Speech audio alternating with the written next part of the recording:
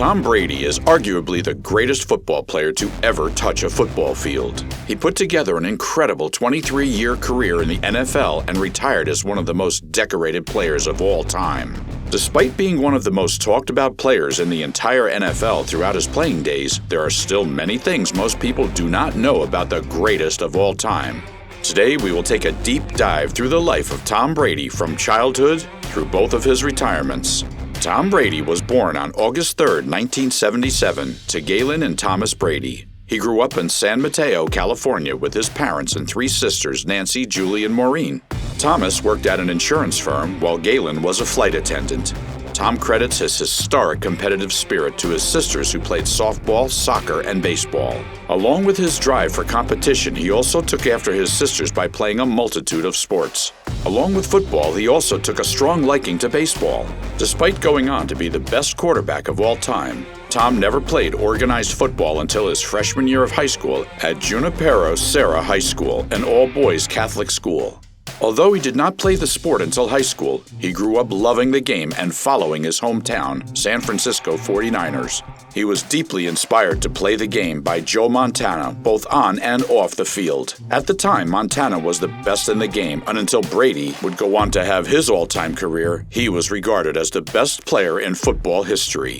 Even throughout his NFL career, Brady always had a dream of suiting up for the San Francisco 49ers. He tried to work a deal to get his way onto the team after he would move on from the New England Patriots. However, this would never end up coming to fruition. As the quarterback of Junipero Serra High School, Brady would throw for 3,702 yards and 31 touchdowns. He was named to the All-State team, received all Far West honors, and was named the team's MVP. Although he was turning some heads as a quarterback, Brady received much more attention for his talents in baseball. He was a left-handed catcher and very talented at the sport. He made the varsity team for Junipero Serra High School for 2 seasons. In that time, he had a batting average of .311, hit 8 home runs, 11 doubles, and 44 RBIs. Along with this, he received all-league honors in his senior year.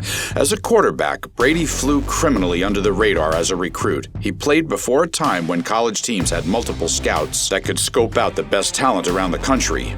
The Bradys became so desperate to get Tom's name out there to college coaches that Thomas would end up serving as his son's personal marketer. He sent out tapes of Brady's highlights to 54 schools. Despite the effort from his dad, Tom was only receiving interest from the University of California, Berkeley.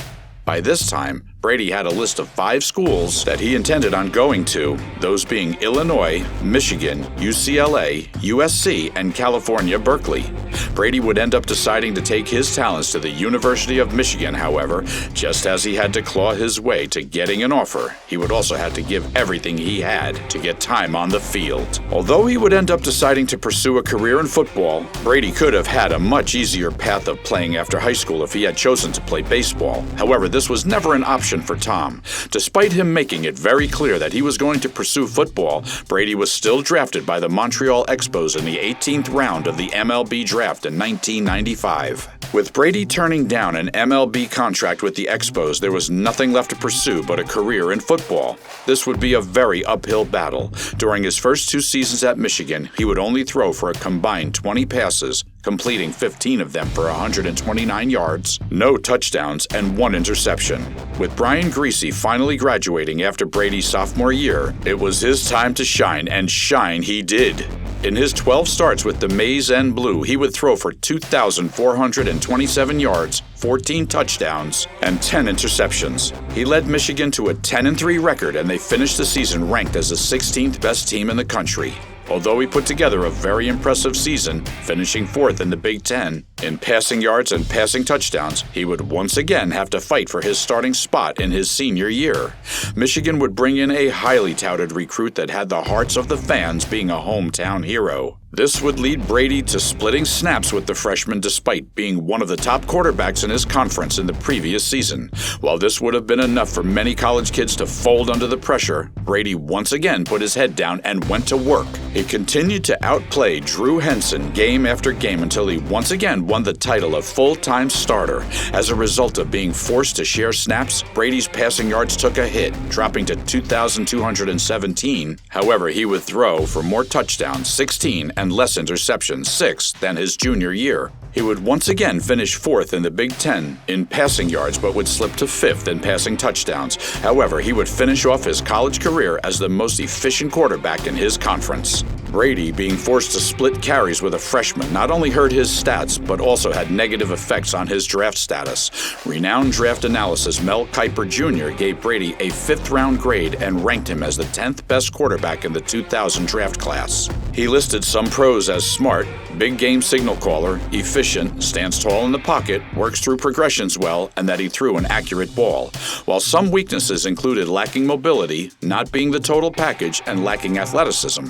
While this scouting report may seem preposterous now, taking into account the college career that Brady had, it was a rather positive report. Kiper Jr. even stood by his report over 20 years later. As things would turn out, Kiper Jr. was a bit higher on Brady than NFL front offices.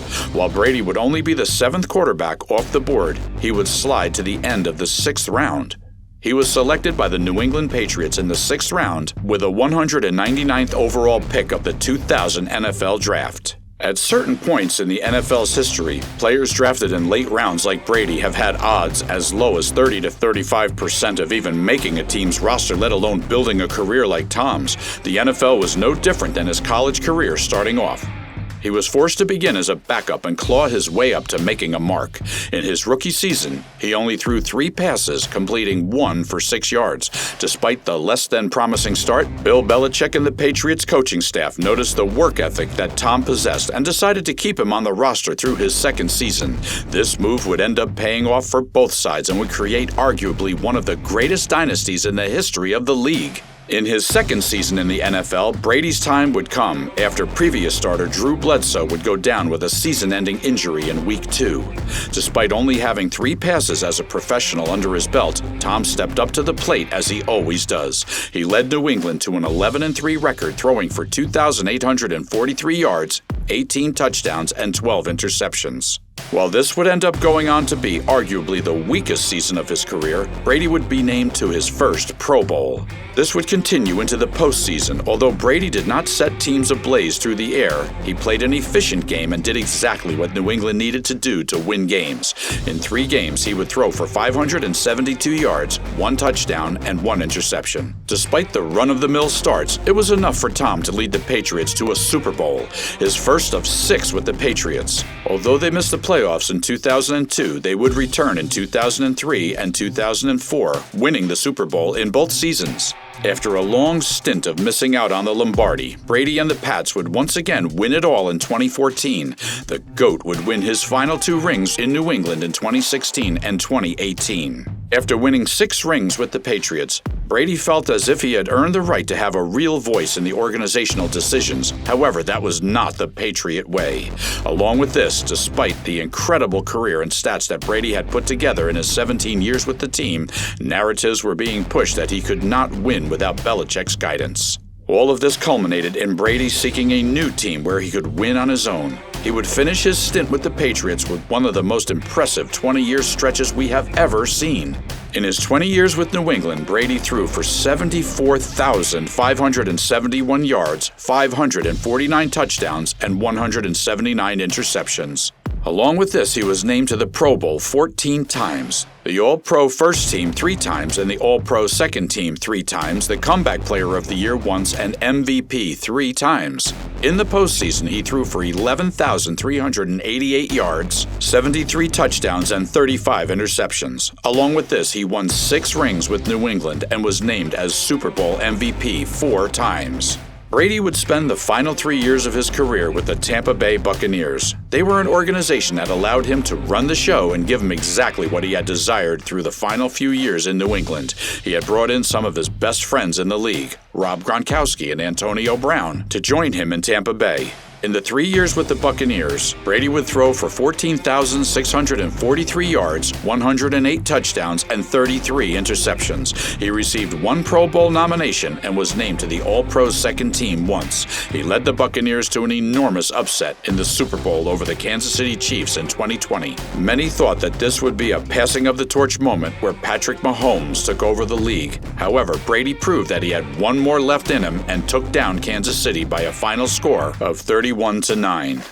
While Tom still had more in the tank, the team around him was no longer playing football at a level that could win a Super Bowl. After one previous retirement that he quickly backed out of, Brady would call it quits in 2022, finishing what would most likely be the greatest career we will ever see in the NFL.